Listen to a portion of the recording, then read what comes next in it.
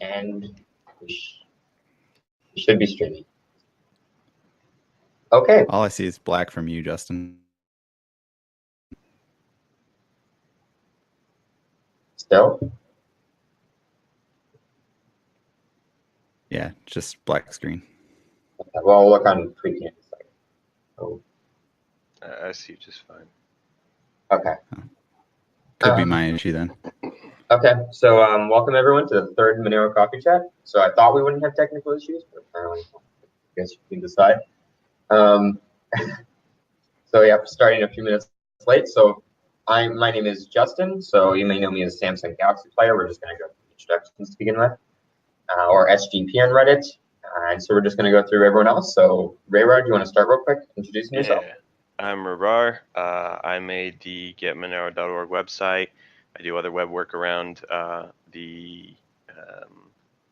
there's my camera. I do other web work around the community, and I do a bunch of other stuff also. Just whatever I can get my hands into, whatever I can dig into. You know, I just like to be a part of everything. So I do quite a bit of stuff. Okay, cool. And then Mike. Yeah, hey, I'm Mike. Some people might recognize me from my podcast, Monero Monitor. I've been around a while and built a couple apps a few years ago that sort of helped people that wanted to do some stuff with Monero before stuff was around. I had a wallet for a little while that I maintained, but kind of abandoned it when the GUI came out. Yeah, I haven't been quite as active lately because life has been busy, but happy to be here. Excellent. So, okay, so I just wanted to have a brief outline here. I still, again, want it to be mostly informal, but I could start talking about work groups in general, because this is a new, so we've been kind of working on trying to get work groups established for some time in the community and so forth, but we're really having a push recently in order to kind of formalize these a little bit and give these work groups a little bit of resources. So Rayrar, you wrote on the Get Monero website a release on the work group and resources. So do you want to speak a little bit about like what work groups are and what resources there are? And then afterwards we can try going through Tyga and walk people through it. Yeah, sure. Just one moment. I'm logging on to the YouTube chat also, just to make sure if anybody has any questions. So, work groups. I don't know if many of you read the blog post. If you didn't, it's on getmonero.org under the blog section where you usually go to read the dev, MRL, and the coverage chat logs for the meetings that we have, which if you don't come to those meetings, by the way, you are more than welcome. They are completely open, and the dates are posted on the GitHub issues. So on the meta repo. So the community resources and the whole work groups idea is, there's actually a really big misconception as to how Monero runs in general. And I actually just made a comment not long ago, yesterday or a couple days ago about this. Specifically, people think, Fluffy Pony, he leads this project. They think Fluffy Pony is the leader of the project. And that's not true. He does a lot for us. He is one of 7 core team members that consider themselves stewards of the project, not leaders, stewards, kind of setting the vision, setting the goal, and protecting Monero, the code base and stuff from anyone, even each other if necessary. And you can find who those core team members are on the team portion of the website. And those Monero is really completely grassroots, community initiative driven.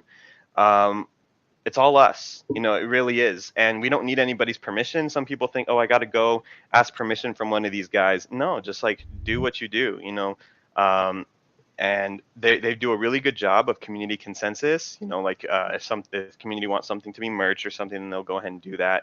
The other thing they manage is, the GitHub and the code stored in the other places like GitLab, and all the core team members have the password to this, so they can anybody can merge things, but for sake of simplicity and for sake of getting things done, different people are kind of considered the go-to for getting things merged. For right now, for the website and for the GUI, that's Luigi, and for the rest of most of stuff. Oh, also Luigi does the meta repo. For the rest of most of stuff, Fluffy Pony does it, like the actual the core like CLI type stuff. And I'm sorry, I'm going on a bit of a rant here, but this is very important to talk about how work groups function. So, Fluffy Pony, he does awesome stuff. He kind of became the de facto leader kind of after taco time in people's minds, because he started going around and speaking publicly about Monero, and he makes a lot of personal sacrifices that are very visible in scope for Monero. And so people see that, and they like to rally behind that kind of stuff, and as they should. And so they see Fluffy Pony as the leader, but that's not the case. We determine where the future of Monero goes. Okay, this is very important. If you have an idea, if you want Monero to be going a certain direction, it's up to you to get that done. You can't say, well, I need to convey this to these people, or these people need to get this done. That's not how this works. And so we kind of got together, and I talked with several core team members, and I say, hey, if this is a reality, if this is really the case, we are lacking resources wherein work groups, or otherwise, to redefine it, just a small group of people that are dedicated to a certain cause that benefits Monero, and they want to see that cause become a reality. They can be a group of designers, they can be a group of website builders, they could be anything. It can be anything. It can, and I talked to them and I said, hey, we don't have the resources to get this done. And so I had found, we had a Slack, and there was a lot of people that were not thrilled that Slack is proprietary, and that we don't control the data, and that anyone can look at it. Well, not anyone can look at it, but anyone from Slack. Slack can do whatever they want with that data. So we're like, okay, let's move to something open source. So I found Mattermost, and in the same way, I found Tyga, which is an agile development environment wherein so these two, Mattermost and Tyga, they help work groups form organically and naturally, where people can say, okay, we have this idea, and maybe we're not super familiar with GitHub, because that's... We're 1 second, I think. You just cut out. Yeah, you cut out for a few seconds.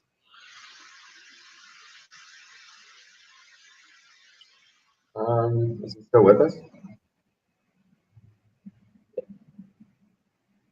Yeah. Like he's talking. Yeah, so Ray, you actually dropped out for a second, so I suppose we can come back to those discussions. Is he working for anyone else, or is it? No, I don't hear anything. I hear you. I don't hear him either. Okay, let me just message him real quick and just say hello. Make sure you knew it dropped out. Okay. Oh, he died. Yep. It's informal. We just have people that just come, go, internet disconnected every so often. He's back. So he spoke a little while in the work groups. And yeah, we can hear you. Okay, yeah. So sorry about that, guys. All right, Tyga and Mattermost. Yeah, Tyga and Mattermost. Take it away. It allows work groups and stuff to kind of form organically, because they say, hey, we have this idea, we want to see it become reality, but we don't have the tools to get this done. Because not everybody's familiar with GitHub. It's more for coders. You know what I'm saying? So, I mean, and if you've got coders, you're more than welcome to use GitHub. But Tyga allows kind of a flow of productivity that is visible to everyone in the project, and actually people outside of the project. They can kind of go on the Tyga, because everything's very public, and take a look at everything that's going down. So we just want to empower the community to be able to do the kind of things that we say that the community should be doing.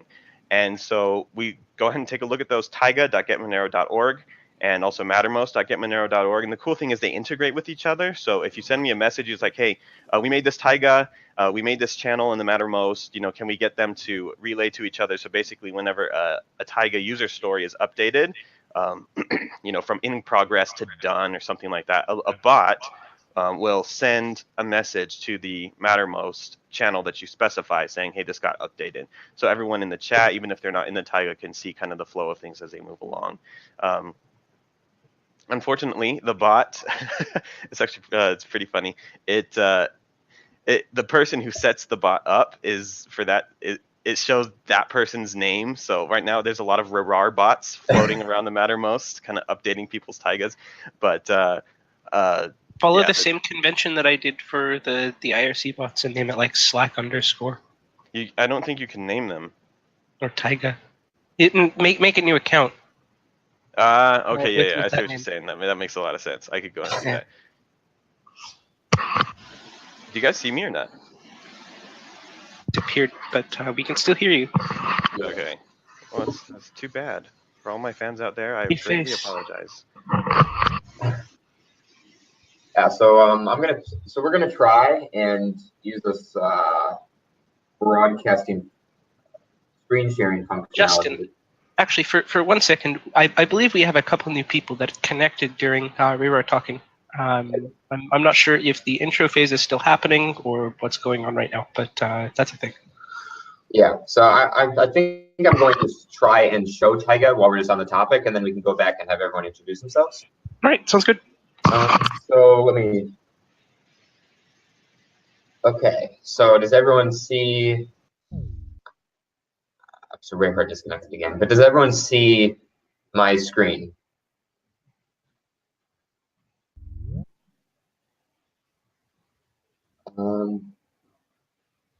Does everyone else see my screen? Yep. I'm Yeah. getting a lot of empty space, so I'm assuming no. No. Yeah, I see it. Okay. Okay, perfect. So this is the Tyga interface. So if you just go to tyga.getmonero.org, this is what you'll see. And of course, you can log in and sign up over here. And so let's just walk through a few of these projects real quick, and so people can kind of see how they're used. So we use the idea of a work group pretty broadly. So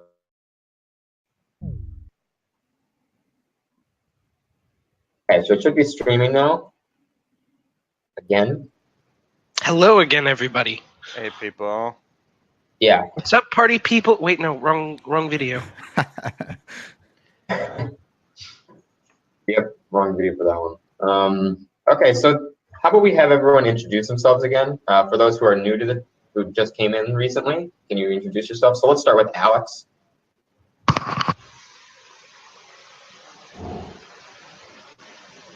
So Alex, Have a bad connection. yes, Chat. your Yeah, micro. check chat. Okay.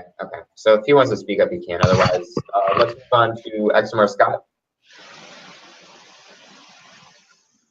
Make sure to unmute yourself when you want to talk. Sure. Yeah. I just, there's a lot of background sound going in my house.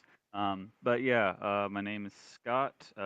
Joined the community around January. Primarily, most of my contributions have been giving presentations about privacy and Monero within my community, and then doing translation work. I was kind of out for the past 2 months just because of a lot of life events, but gonna hopefully in the next 2 months get back in and hopefully optimize work with Ericone, the better process for having people in the community translate the various projects that need translating. Awesome. Yeah, the work done by Ercicione, and he recently published a form funding system for that. It's a proposal for that, but it's really, I think it's really beneficial for the community. He's done a lot of work there, so thanks for helping them with that too. Okay, Need Money, do you want to speak? Yeah, sure. So, I mean, I've been around the community for a while. I run relays between Slack and IRC, do a bunch of moderation. I started XMR Trader. Big story about that, not not for here, but that was a bunch of drama in the history. I guess I just do like odd jobs around the community when things pop up that need doing. Yeah, glad to be here. Okay, awesome. So it looks like Rayware is still kind of having issues,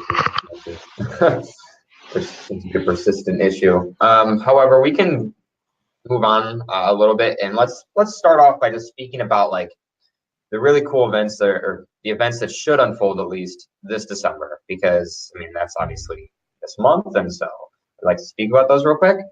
So I kind of have three things that I would like to mention. So first, Ray Rar, if he can chime in if he's connected and so forth. But last quarter, Ray Rar worked to start the first review Monero, which is a quarterly newsletter from Monero. And so you can view the previous edition on that if you'd like on GitHub. And this month will really, I believe it's expected for the fourth quarter. It would make sense for the fourth quarter one to come out this month. So is there anything else you want to mention about that quickly, Rira, or just that is coming out this month, so keep an eye out for that? Sure. So it's actually going to be a special edition, even though we won't. This is going to be the second issue. It's going to be a special edition that's going to be yearly. The fourth quarter is always going to try to be 75% looking at the fourth quarter and kind of 25% looking at the year, kind of in review just of the work groups in general. So it's going to be a bigger one. I don't know if anyone saw the previous one, but it's probably going to be 50% bigger, somewhere around there. We're going to be trying to add in a little bit more content and stuff like that. If you run a work group and you think that work group is big enough to in the Monero project to be in the RevWall, right now we've got 5 things we're going to be talking about. We're going to be talking about development, we're going to be talking about community, we're going to be talking about Kavri, and we're going to be talking about the hardware wallet that's going to be new and put in there, and we're going to be talking about Monero Research Lab. If you believe you've got a project or something that's big enough to kind of have its section of its own, as in you've got enough news and enough big stuff going on to be included in its own section, go ahead and let me know. We can discuss it and we can see about maybe giving a section to something like that.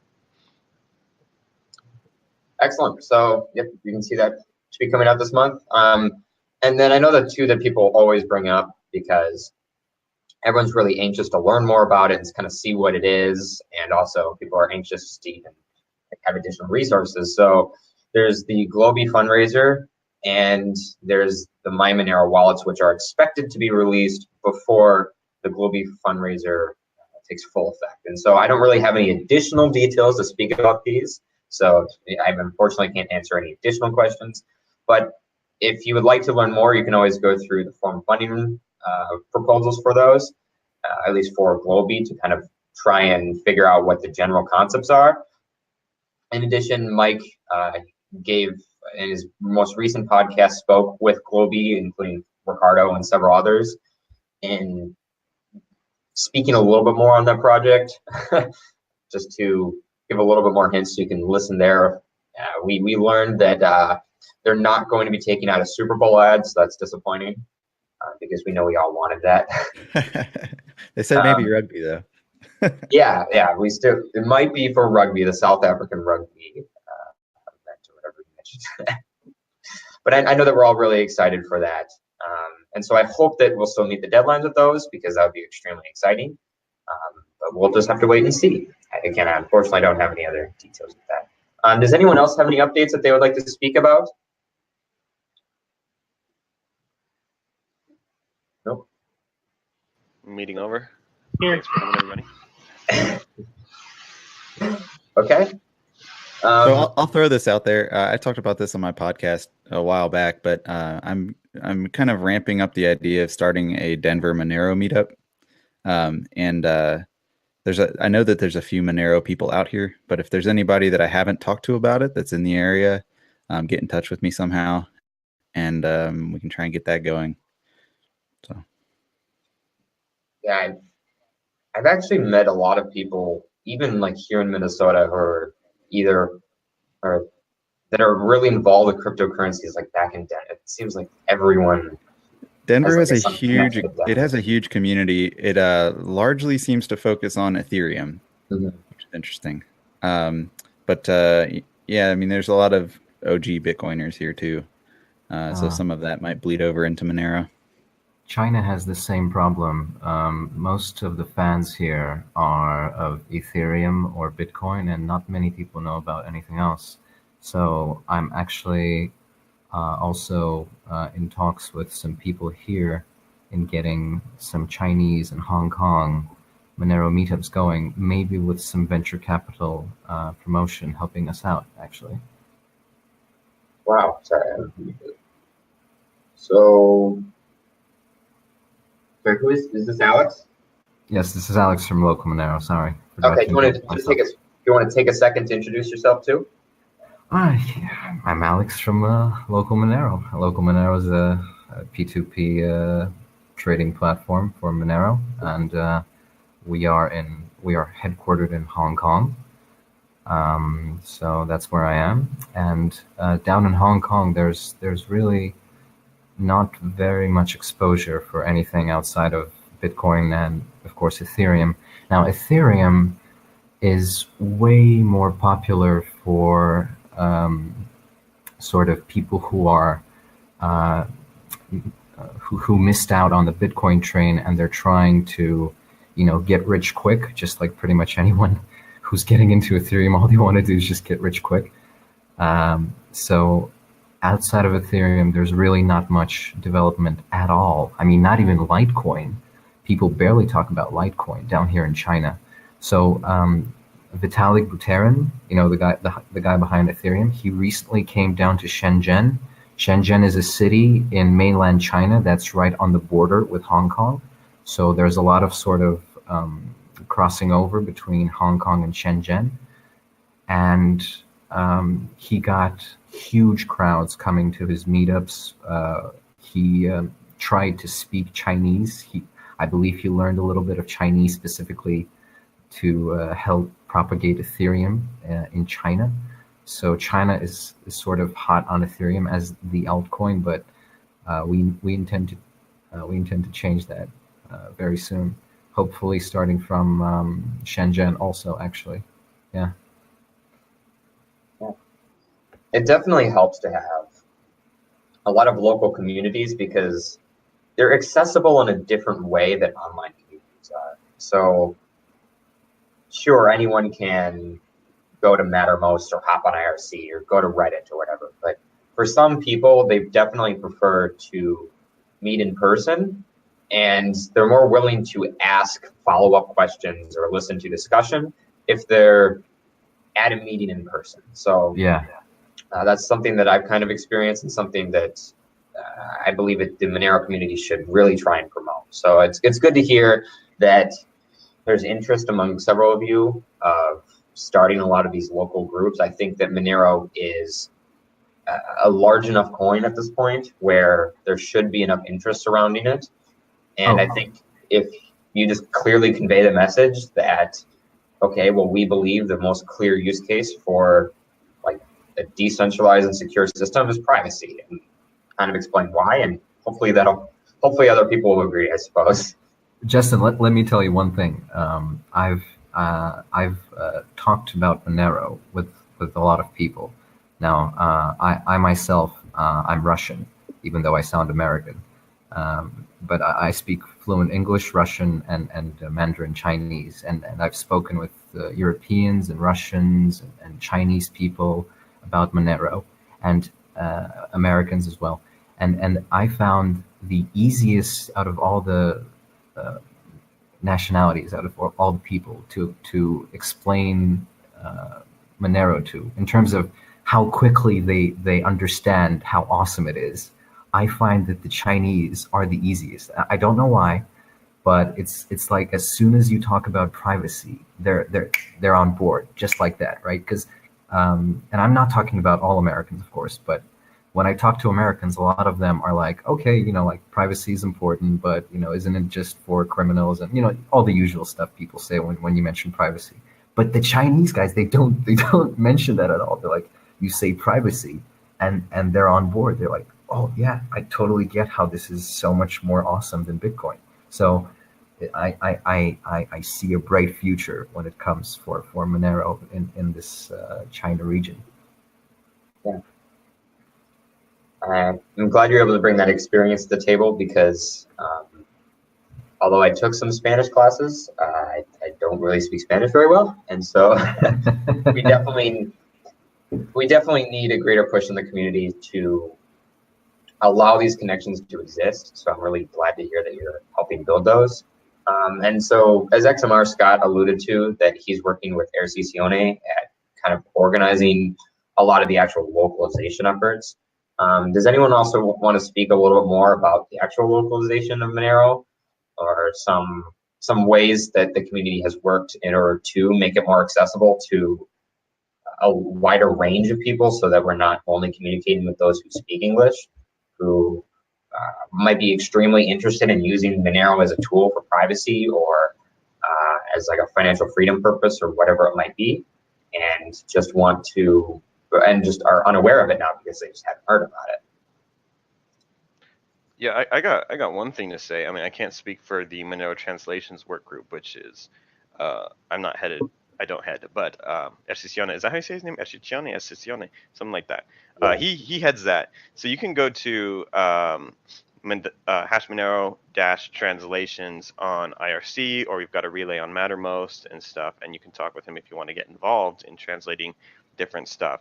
So Kavri, the Kavri website has had a localization thing for a while now. It's got English, it's got Russian and Spanish and a couple other languages, and we're actually just about to add Danish. I think we got a pull request for that, so I'm gonna take a look at that, make sure everything's all good. So pretty cool. I have been, the past month, one of the things I've been working on is bringing that same localization plugin for the Jekyll, which is what we use to build the website, to getmonero.org. So very, very soon, I'm hoping, running into a couple little hiccups here and there, but very, very soon, we should be able to see getmonero.org translated into many other languages, all of the content there, and it's great content. So yeah, I'll be looking forward to that. I'm hoping within a week we can get that up there, so yeah, localization effort. I'm going to be working with Ercicione to get that up and going as well, in terms of getting the Tyga set up for that, and so people can go ahead and sign up for the Tyga and say, okay, what needs doing, which pages are already done, what pages need validation, type stuff. So Have you already started working with Ercicione for that? yeah, we've had a conversation or two.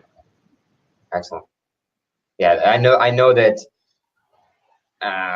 even on very early versions of the previous website design that we've had, that there's always been an intent for it to work with other languages and so forth. So I think that this is a very important step in getting the actual website updated so that it can support other languages will really allow the community to. Justin, are you aware of any effort to translate the introductory video, the Get Monero sort of, the video that we have on the page?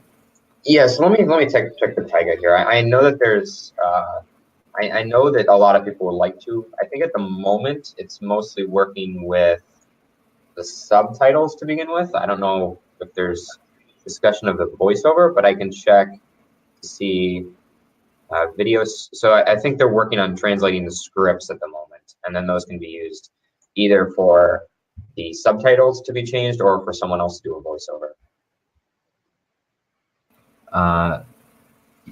Can I find the script on Tyga? I don't believe they're uploaded. They should be uploaded to Tyga. I don't believe they're there though. They're on GitHub though. So if you go to Alvin Joel Santos's repo, they have all of the. I'll post it here in Jitsi for. I'll actually post it in the YouTube chat. The GitHub link that just contains all of the existing scripts, and then these need to be translated, and then they'll be posted in the Tyga, appropriate Tyga project.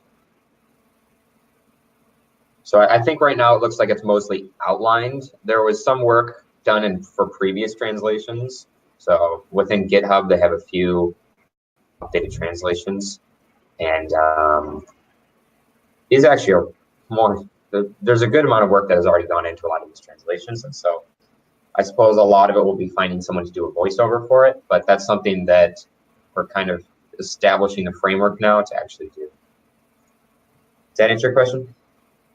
Yeah, pretty much. I have a special program. I think it's called Aegis Sub. Even if the scripts is not available, I can still do a translation to Russian. Maybe I can even do the Russian voiceover if my voice is pleasant enough for that. Gotcha. One second. I just got a link from Ercisione, so just checking that out real quick.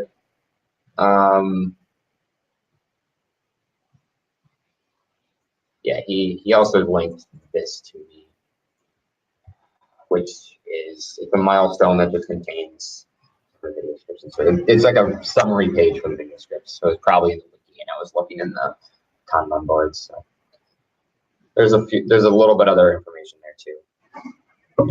But as you can see, we're definitely trying to transition to using Tyga for a lot of these planning tools so that everyone really stays up to date. And if you are just watching and want to learn more about what everyone is really doing, of course, check GitHub to check the development and so forth. But checking Tyga is a great way to see, okay, what have other people been doing too? It's all open for you to see. It's pretty nice. Okay, so I want to speak a little bit now, unless anyone has anything else to add real quick, on the form funding system updates. So we had a recent proposal for a graphical user interface redesign, such that it will support like a dark and light version and just refresh it up a little bit. That one, I'll post the link in YouTube again, but that one has been fully funded. So the person who's working on the project has already started working on it even before the proposal, but this will give them the ability to continue working on it and so forth. So that'll be really cool. Has everyone here seen the mock-ups for the new GUI redesign? Yeah, it's awesome. Okay. Anyone else have any opinions about them? I think it looks great. I don't really use the GUI that much, so I don't want to pass too much Manline judgment. heavy user. Yeah. Awesome. Okay. Well, yeah. So it's basically like a refreshing and then brings a dark theme. So I know a lot of people wanted a dark theme, and so I'll do that for that too. Of course, we've been speaking pretty much the entirety of this meeting so far on localization. Ercisione has his own form funding system where he's trying to dedicate more time to actually manage these and so forth. So again, post that link there. And then one I didn't see, I kind of was checking form and stumbled across this one by accident because for some reason I had missed it. But someone is working on building out a Python module for Monero. Does anyone else know more about that? Because I literally just saw that this morning. I don't know how I missed it. Yeah, I remember when it got posted originally as a proposal. I don't know if it's been funded or not yet, but they're building off of my old Monero Pi module, I believe. I gave them some feedback at the time and hadn't heard anything, so I assume that everything's going fine. But they're trying to make a kind of Python module that somebody who maybe is using, runs a website with a Python backend can integrate Monero wallets into their website and some other stuff as well. What's already in that module is some basic wallet functions like key derivation and message signing and stuff like that. But there's certainly a long way to go, which is why I've never, published it as a full module or anything. So I don't know what kind of progress there's been in the last couple of weeks. They might be waiting to see if it gets funded or not. I don't know what kind of demand there is for it either. Maybe that's part of why it hasn't had a whole lot of attention. But there's the project that Peter Todd runs for Bitcoin that's sort of like the Python Bitcoin lib that is sort of unofficially known as the Swiss Army knife of Bitcoin. And if we had something like that for Monero, I think that'd be great. So if I don't know the extent of that proposal in terms of how much functionality was going to be there, but I know RPC stuff for wallet and daemon interaction was going to be part of it. And then I assume building out a little more some of the wallet stuff that I'd already started. So we'll see. Yeah, so it's not a re-implementation. Sorry, Justin. It's not a re-implementation of Monero in Python. It's just like an interface that makes calls to the RPC. Well, so that's where I don't know. So I had previously re-implemented a number of things and taken some stuff that Shen from the Monero Research Lab, the author of RingCT, some stuff he had written, but it was kind of all dispersed. And I put it all into a package and made sure that it worked with multiple versions of Python and things like that. The problem that you have with trying to re-implement Monero in Python is that you're going to have all kinds of issues with, first of all, making sure that you're side channel attack resistant. And so, a lot of these libraries that are cryptographic libraries, they're designed to be constant in time, so that when you do a key derivation or you do a key signing or something like that, a message signing, you don't allow somebody who has some kind of side channel access to be able to infer what your key was based on how long it took to do the calculation and what types of memory usage and stuff like that. And it's really hard to do that type of thing in Python. But what you can do in Python is you can create wrappers around C and C++ libraries. And that's something that I would love to do, but I don't have the time to do it. And so it was something I recommended, I believe, back in that Reddit post that first announced the proposal, where you're not re-implementing any of the cryptography in Python, but you're creating ways for Python to interact with it. And I don't know if they're going to do that or not. I know that RPC was one of the main things that was being discussed, which is fine. And there's some stuff already out there that just needs to be updated in order to do that. Yeah. Well, from what I know about the Bitcoin Swiss Army knife that was mentioned by Justin, it's actually a full sort of implementation of Bitcoin. And I think it's written in Java or something like that. And it has full wallet capabilities with all the generation and with all the transaction signing. And yeah, so that's Bitcoin J. Yeah. And that'd be another thing. It'd be great if there was a Monero J, like some type of Java implementation. Right. I mean, my personal belief on all of this, though, is that like a lot of the code base is still, or at least maybe 6 months ago, was still very much in flux. And we hard fork every 6 months, and so part of the problem with maintaining a second implementation that isn't just drawing from certain libraries and then creating functionality for different languages to use those libraries is that you need maintainers to maintain all of the different implementations in all of the different languages, which I don't think Monero has the resources for right now. We don't have the people, we don't have the manpower. And additionally, depending on whether it's just the superficial parts or whether we actually port over the consensus parts of the code, we could experience issues along the same lines that the various Ethereum wallets were having. Yeah, I mean, you see that even in Bitcoin, where yeah. BTCD, the Go implementation, found all kinds of weird corner cases that Go implements a certain type of functionality one way and C++ implements it another way, and C++ was actually kind of like a weird way to do it, but they had to make the Go one match it, because otherwise you would have you'd have issues where the two different implementations would not agree on the state of the network and they would fork from one another. And yeah, we see that in Ethereum like every 2 months or something. So perfectly fine. It's the future. So as you know, I'm mostly a non-coder. I mean, I'm in the process of taking Visual Basic classes, but I really don't know much of anything, to be frank. So we're going to have Monero Visual Basic. That's good. So can you just explain like the real benefits that if Monero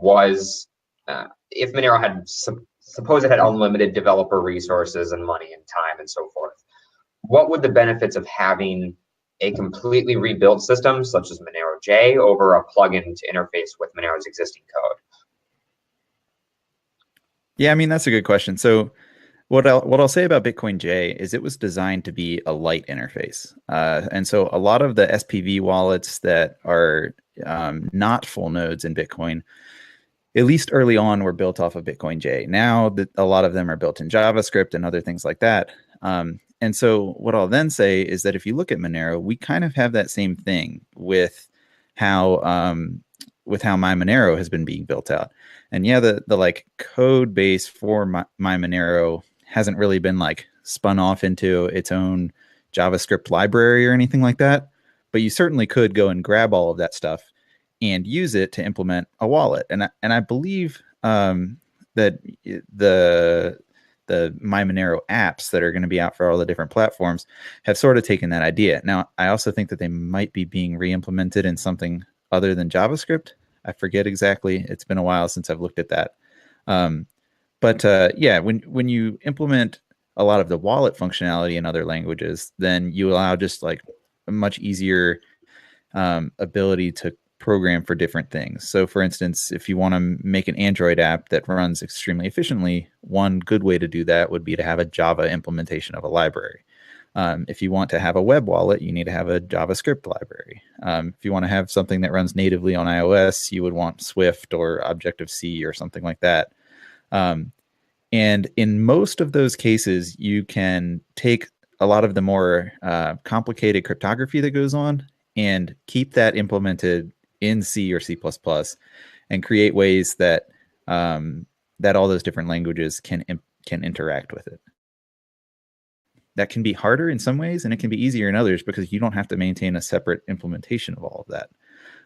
And yeah, I mean, I think it's a trade-off whether you want to be, pure one language or some type of cross between the different things. Now, the one thing I will say with Monero that I have found interesting when I'm trying to do this stuff in Python is there are implementations of these libraries that are doing exactly what I'm talking about, where you've got like hashlib in Python that it calls hashing functions from C or C++ or something. I don't know what it's written in, and then allows you to use that in Python, and that works great. But with Monero, we have some kind of weird stuff that goes on with some of the different algorithms that we have. Some of them are very standard, but just one, for instance, we don't use like the official kekek or whatever it's pronounced, the SHA-3 hash function. We use like a slightly older version of it that has a couple small differences, and getting that implemented using one of these hashing libraries is just a little more challenging. It is a nightmare. Yeah. But at the same time, it's doable, and yeah, I mean, it's one of those things that, like, I think if there was somebody who could devote full time or half time of their resources to a problem like this, we would be able to have great libraries. I just don't know if we have the people to or not. But something like this forum funding proposal might be a way to be able to get somebody to be kind of in charge of that. My worry would be that after the forum funding is up, what happens to the library? Does it continue to get maintained? Do we do just another forum funding and get it, get another round of funding for it, or does it just go by the wayside because there's nobody that can run it? Which I'm kind of guilty of, because some of the stuff I've built out, I've just quite frankly gotten too busy with other things to be able to continue maintaining. So that's one reason I'm happy to hand it off to somebody. But yeah, I mean, it's one of those things where it's when all of the code base is written on, GitHub/Monero project/Monero, then that means that you have a lot of eyes all looking in the same place. And as soon as you start to split it off into lots of different things, now you need more eyes, or else you're going to have parts of projects that don't have eyes on it. And yeah, I mean, I don't know. Part of that, I think there's been a lot of talk always of having a lot of the Monero stuff be split off into a library that can then get integrated into lots of things, which I think would be great, because then you wouldn't need to replicate it in all these other languages. So, Justin, just to summarize Mike's answer to your question, essentially, what is the benefit of devoting resources to having libraries in different languages, different re-implementations of Monero? When someone is constructing an application or a business around Monero, if there is a high availability of different implementations of Monero in the language that is relevant to a particular service or application, that would significantly simplify the development, especially if it's a well-maintained, well-documented sort of library like Bitcoin J is, right? So if you're building a local Monero and if your backend is written in Java, then having a Monero J would significantly speed up your development process. A lot of our development process when we were making local Monero was essentially just trying to get the current Monero RPC interface do exactly what we want it to do in the ways we want it to do, and managing all the communication that happens between our backend and the XMR RPC interface. Now, if we had a library from the beginning already existing that we could integrate into our existing backend code base, that would probably speed up our development by maybe even a factor of 2, because a lot of the work that we've done in local Monero was essentially re-implementing a lot of Monero's functions in the language of our backend. So I would say the value would be enormous in having re-implementations of Monero in Java or in JavaScript or in other popular sort of backend or front-end development languages, because it would allow a lower barrier of entry for new businesses. And that would in turn generate, I think, a positive feedback loop, because the more businesses that rely on this library, the more businesses will be interested in maintaining that library, and the more resources will be devoted into the development of these libraries. So right now, what we see with Bitcoin J, because so many businesses and applications depend on Bitcoin J, because their backend is in Java, or they're an application on Android which uses Java.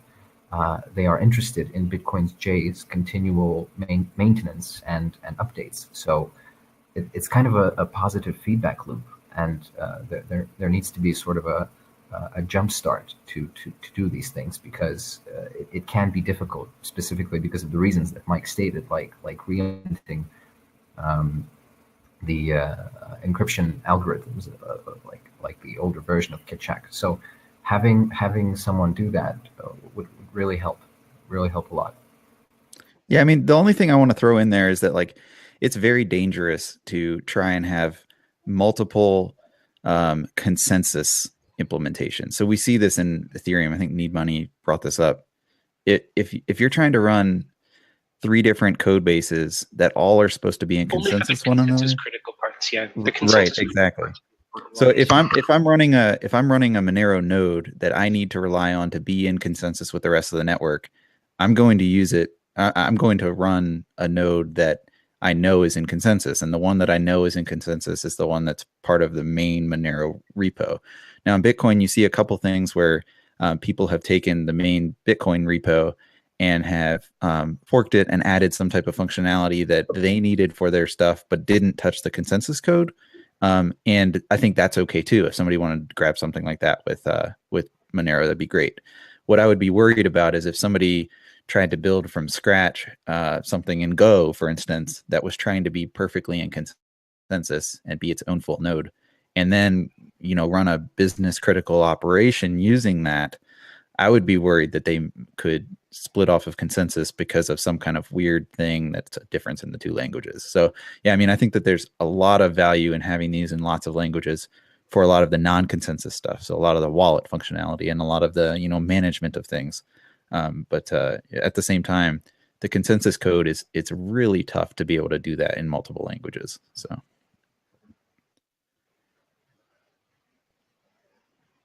Yeah, well, thank you for the discussion with that. I'm sure that especially for some people who don't have a lot of involvement in these different implementation items and so forth, they can kind of use this as a reference point to figure out like what the value is, and also try and decide what development priorities we should really have going forward. Because like for instance, your weird like Kekek implementation. Like I know that in the Monero Research Lab, they've been speaking about wanting to change it so it's not their it's their older implementation of it, just get it up to the real standards that they have. And so I think that's something that's important to discuss, because although the Monero has a lot of contributors and so forth, if we splinter off, it would be kind of difficult to maintain them all with constant changes. So I suppose that's something that's really hard to battle with all the time. So we're near the end. So if anyone is watching this and has a question they would like one of us to answer, make sure to let us know in the YouTube chat, and we'll make sure to answer it if we have time. Does anyone else have any last minute things they would like to cover? Just some thoughts about Monero or projects or what they're doing that's interesting. We haven't talked about the 34C3 that's upcoming. I don't know if any of you are going to be showing up there, but yeah, I'm planning to be there December 26th through the 30th. Yeah, so I am unfortunately not able to go there. Is anyone else in the channel able to go? I don't know what that is. Okay. So Okay. yeah. It's a big event in Germany. It's like DEF CON or Black Hat in the US. It's like Europe's largest hacker conference. Monero has a booth there. Okay. Thanks. That I'll be helping man. Yeah, so that's something that a lot of the Riot team in Austria, like they've been in contact with me, just trying to make sure that the resources they have to give out at those events during 34C3 are up to par, updated, are potentially even translated into multiple different languages so that they can give them out at the event and make the event a success from informing people about Monero, which is like the ultimate reason that I know a lot of people want to go. A lot of people are kind of interested in actually to go there. So I think that's. Do you want to speak a little bit more, Need Money, about that a little bit? Because again, I don't think anyone else in the channel has been there.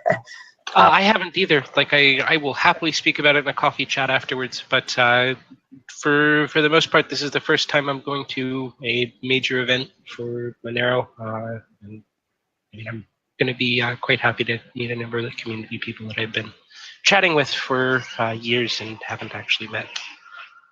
So that'll be fun. Definitely.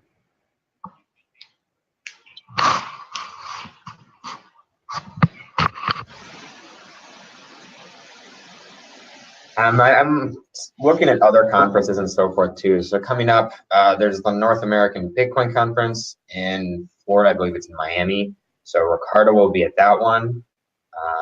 And so, of course, if you're around the area or interested, there's that one coming up. It's either December or January. It's January, I think 18th or 19th or something like that. Yeah. I was considering it until I realized that it was during a weekday during my first week of classes, so that's probably not going to work. That's syllabus week. You're fine. But you need to show up or else they drop you from the class, so it's a little disappointing. Then there's Consensus coming up. I'm not sure if Ricardo, he went last year. I'm not sure if he's going this year. I haven't gotten a verbal confirmation from him for that one. But if he is going, then that's something I'd be interested in because it's at the end, it's like mid to late May. And then there's another conference in California. It's, I don't remember, but it might be UC Berkeley. That's like a research conference. And I know that many Monero Research Lab people want to actually go to those. So hopefully they'll be able to make their way out. Oh, okay. I'm right by Berkeley, so quite happy to go to that one if I can get a ticket. When is that? So I would go on, if I were you, go on Monero Research Lab and just ask around to see if people are actually like going through with their plans to go to that conference. It's definitely like an academic-based conference where people submit research papers and then discuss them. It's not as much of a business conference as Consensus is or the North American Bitcoin conferences, but I imagine it would definitely still be really enjoyable and learn a lot about. Probably be more enjoyable, to be honest. Limited Yammers, hopefully. Yeah, limited sales at that one, hopefully. So does anyone have any closing remarks then? Peace out, party people. Wrong channel. This is not the right podcast. It's actually, we just confirmed that Mike is actually replacing Chris in his Bitcoin Uncensored podcast. Oh, dang. It's not Bitcoin Uncensored anymore. Like they broke up. The Rose Uncensored. Rose Uncensored? Yeah. The two of them are bringing back Bitcoin Uncensored. Nothing else from my end. Yeah, I'm good. Thanks for the chat. Okay. Yep. Thanks everyone for making their way on. I know many of you it's your first time here, so again, thanks for joining us. Rayrod, do you have anything that you'd like to end with, or are we good? I believe you're muted. I think I'm good. It's good to have the people here that are watching. Oh no! No, I heard you. I heard that. We heard that. Nobody hears me? We Yeah, heard no, that. we heard you. No? You're just on We slight heard you. delay. Oh, We heard you. okay. Yeah. So. Okay. Okay, Bye. perfect. Bye. That's All all I right, got. yeah. Okay. I guess. Yep. Thanks everyone for coming. I hope that despite some of the issues that we had, that you're able to learn a lot. Again, please take the time to go on Tyga and just explore some of the projects that are available. But beyond that, again, thanks for watching. See you later. See ya.